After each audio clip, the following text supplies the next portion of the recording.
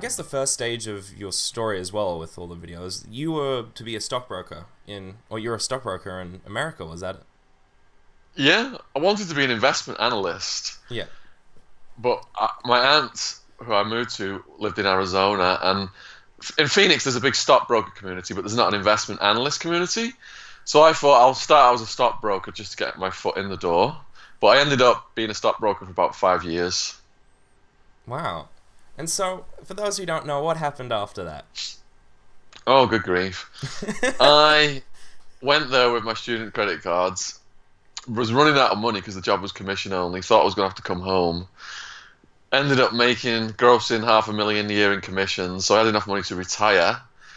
Invested in technology shares as the dot-com bubble was starting, and that ended up making a couple of million in the stock market. But you're in your 20s. What do? You just go wild. So I just went wild. I remembered all the fun I had in the Manchester rave scene that spread throughout the Northwest, and I tried to let the Americans experience that scene, but there wasn't so much ecstasy, so I started to bring the ecstasy in, and that was my downfall. America was good to me. I pushed it to the limits, and I pretty much invited the SWAT team to smash my door down. And so how long did you were in prison for? So I was sentenced to 9.5 years, of which I had to serve just under 6. Oh, okay. Yeah.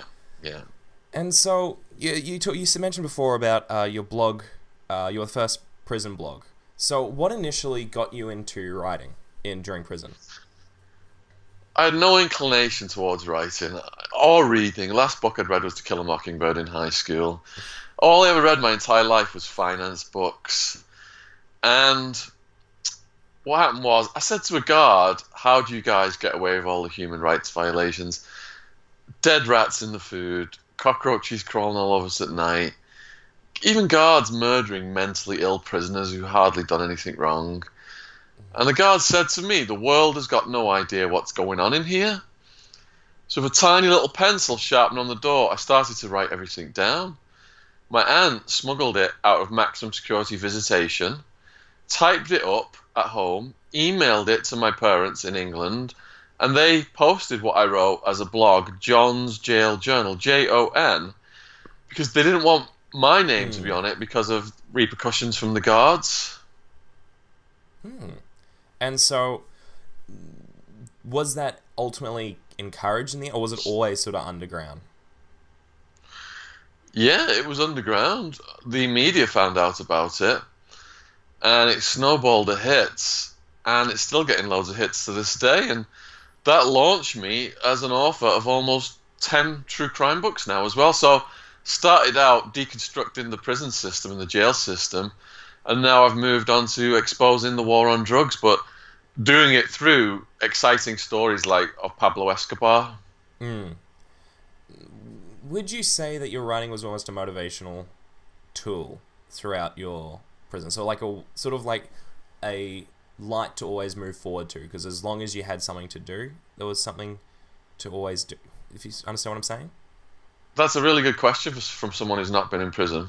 I'm assuming you've not been in prison. That's a pretty good guess. And I'm the kind of person that if I'm doing something like that, incarcerated, my mind is elsewhere. I'm not in prison. It's the same with reading. If you're in a good book and you're submerged, if Tom Wolfe is taking you to some mansion in New York, or John Updike's taking you to the pyramids in Egypt, you're getting out of the prison. And not only was I writing conditions, I was writing to all these wonderful, kind people from all over the world who started to write to me, who found out about the blog and were supporting me. And it was like they were there with me in spirit, and that helped me mentally as well. Yeah, I can see that very much so. Especially if like people who are dealing with tough times, they'll often like look at travel documentaries or food documentaries or anything like that, an escape sort of tool. Yeah, absolutely. Or even reading about Ivan Denisovich in the Russian Gulag made us feel better where we were housed.